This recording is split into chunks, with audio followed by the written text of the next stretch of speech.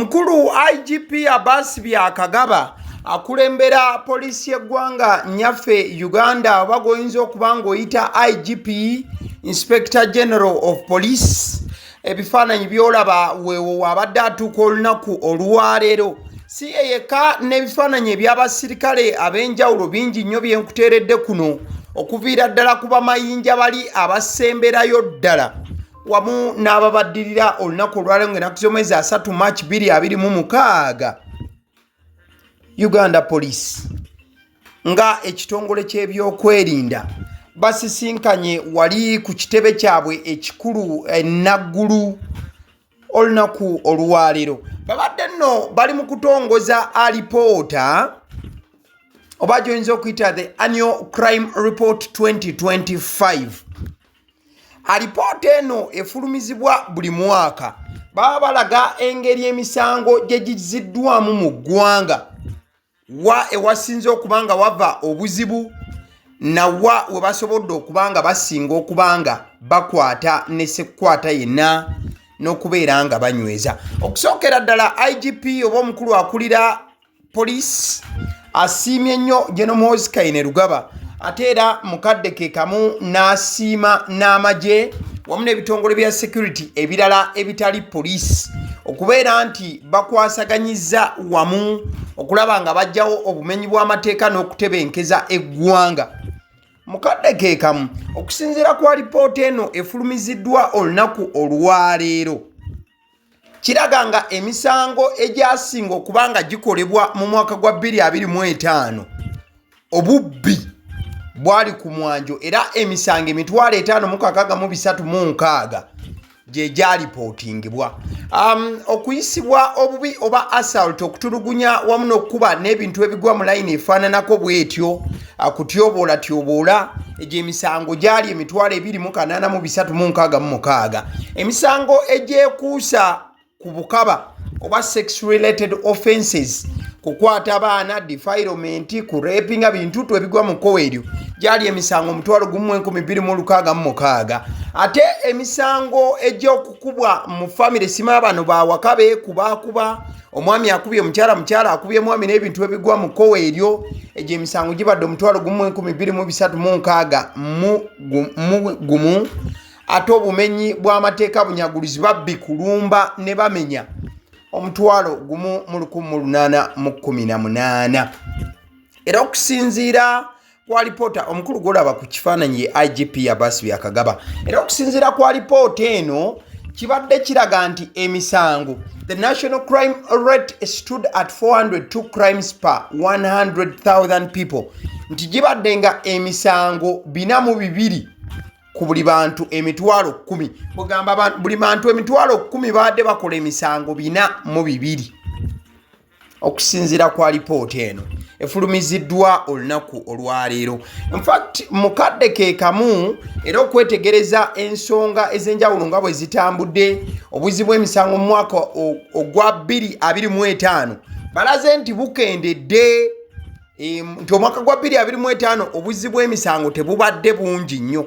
Omukulu gw'olaba ku screen ye AIGP Tom Magambo era naye ayina byanoganyizaako olunaku olwaleero agambye nti bakyasumbuyizibwa naddala ku nsonga za banoonyereza nti ratio eri 1:54 nti buli munoonyereza omu abanoonyereza oba base gye balina omunoonyereza omu asobola okunoonyereza ku bantu 54 ekitegeeza nti ekyo kikyali kizibu kyamaanyi nnyo era ekikyagenda maaso n'okuba nga kibasumbuwa. Omukulu oyo nno gw'olaba ku screen ye AIGP Lawrence ne Wabiine agambye nti omwaka gwa 2025 obubenje bw'oku nguudo bwali 2,644 ate nga bagamba nti obusinga bwaliwo mu mwezi gwa Desemba olw'ensonga nti abantu baba badde eno badde eri. So badagamba nti obuzibu bw'emisango mu ggwanga bagambye bukendedde okusinziira ku alipoota ya polisi ku misango ey'omwaka 2025 eyanjuddwa olunaku olwaleero.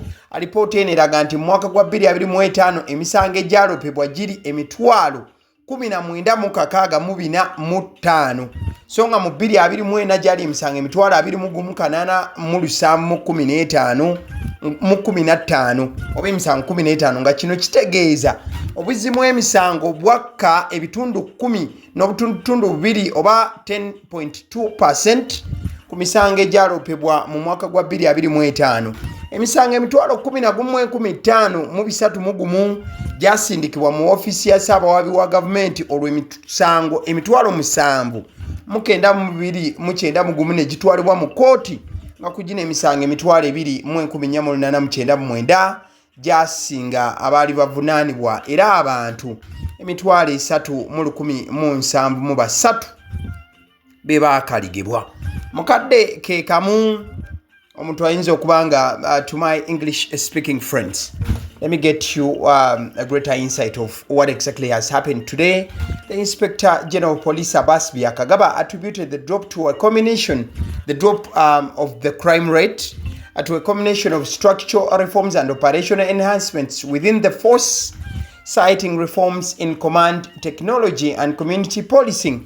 He said the establishment of a clear chain of command and control has played a central role in streamlining decision making.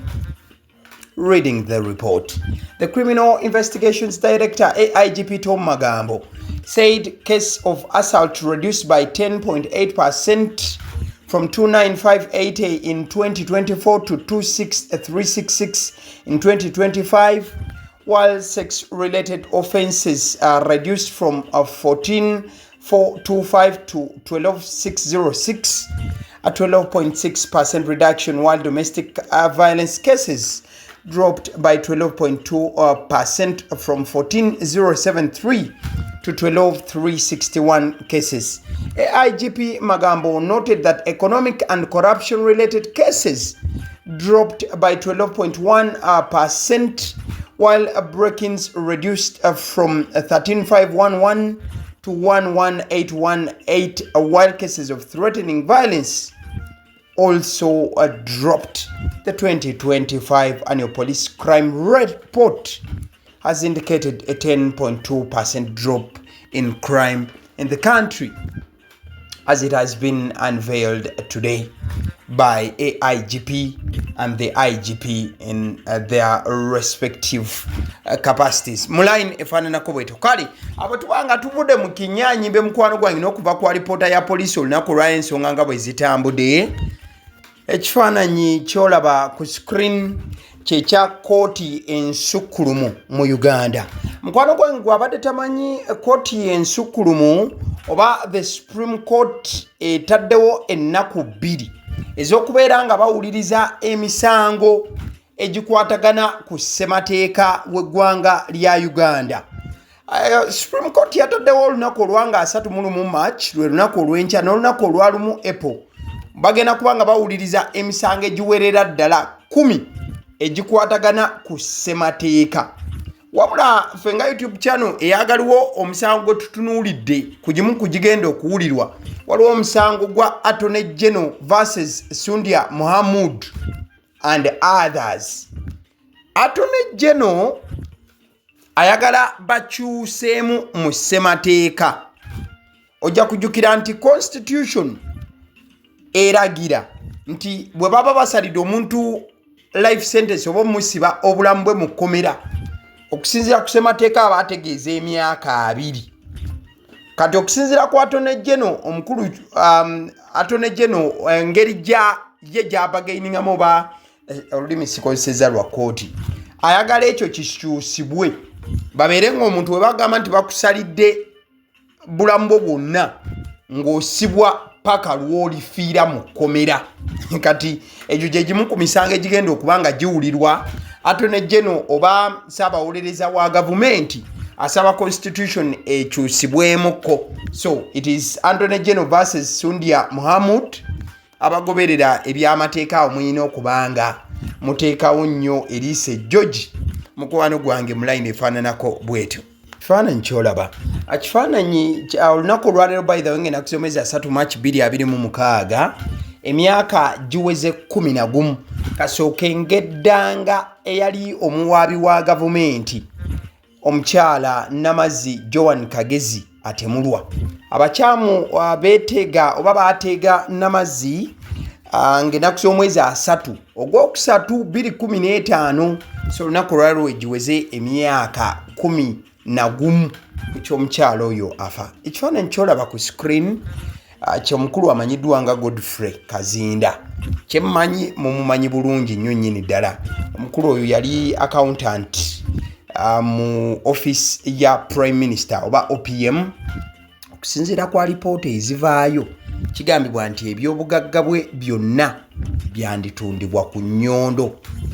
Naddala okubeera nti bagamba nti ensimbi zonna ezeekuusa ku bulyake oba corruption oba okulya enguzi zandibanga yazikozesa kubanga akola n'okuŋŋaanya ebyobugagga byonna byalina.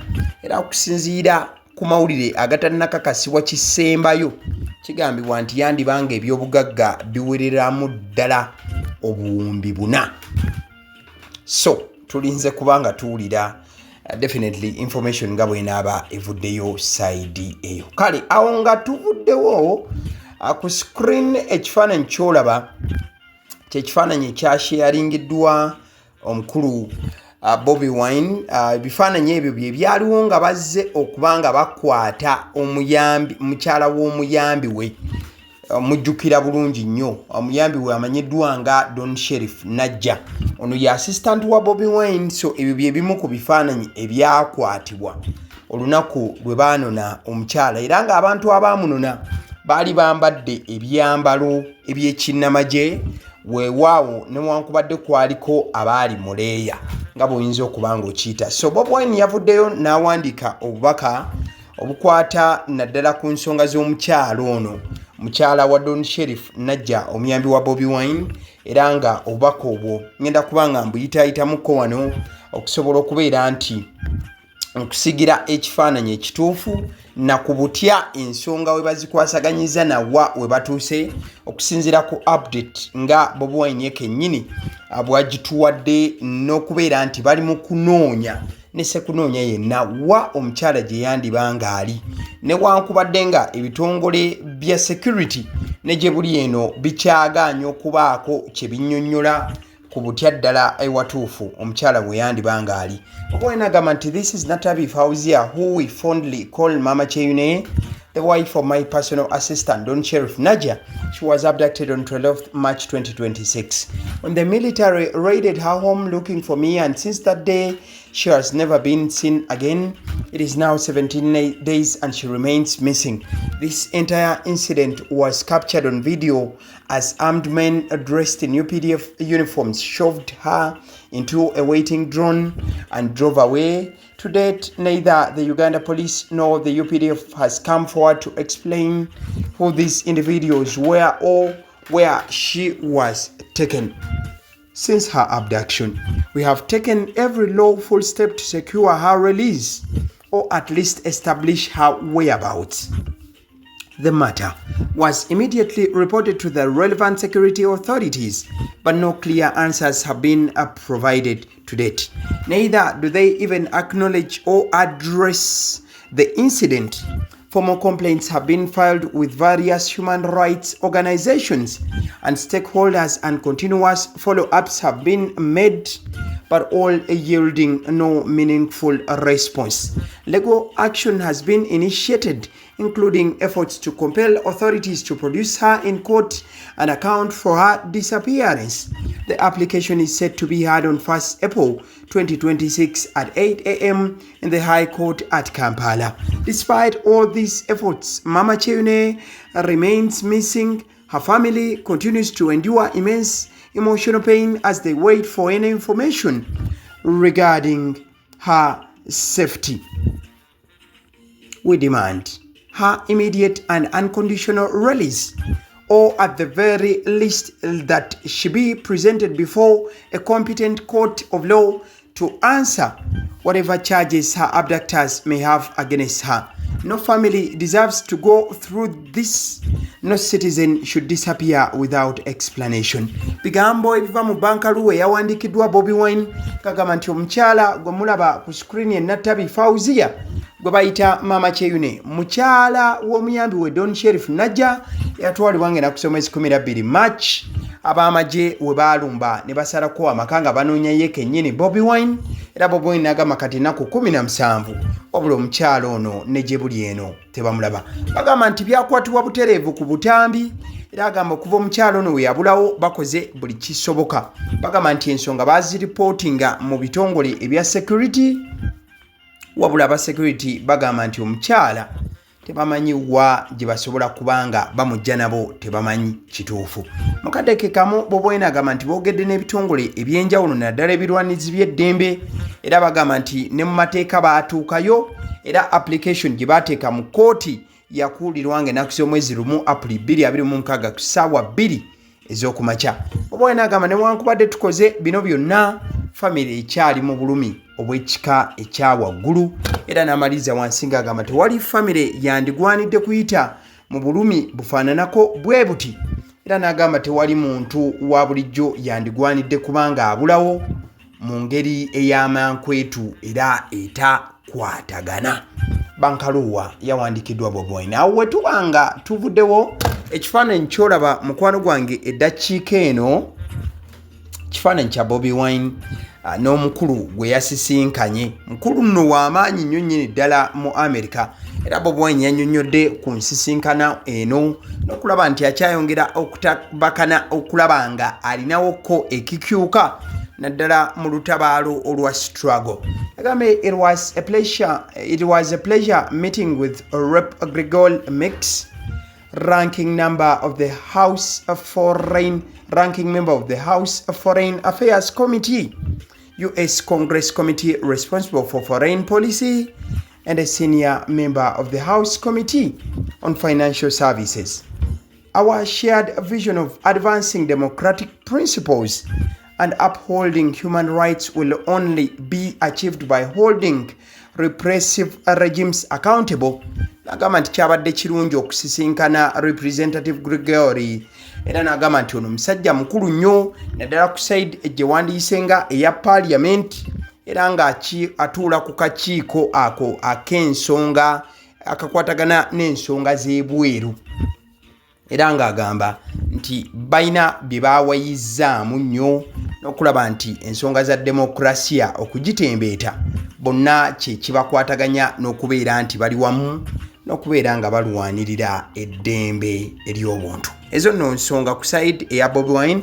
Mukaddeke kamu nga tumaliriza mukwano gwange olunaku olwaleero abakungubazi nga bakulembeddwamu Speaker Anita Anet Among bakuŋŋaanidde mu kanisa ya Christ Church eggulu okusabira omugenzi Muzeeyi Nathan Okori Adio ono nga ye kitaawe w'omugenzi eyali Speaker Jacob Olanya.